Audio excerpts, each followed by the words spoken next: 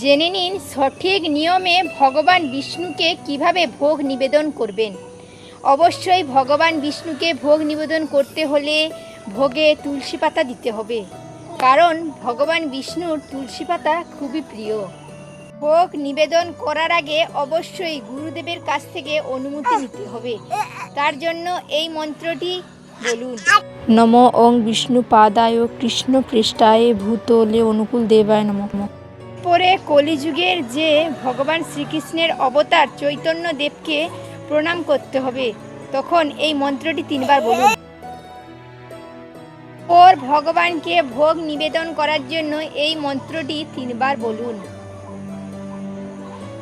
এরপরে ভোগ নিবেদন করার পরে 5 থেকে 10 মিনিটের জন্য পর্দা লাগিয়ে বাইরে চলে আসুন এবং বাইরে বসে জপ করতে পারেন মালা, অথবা ভগবান শ্রীকৃষ্ণের নাম কীর্তন করতে পারেন।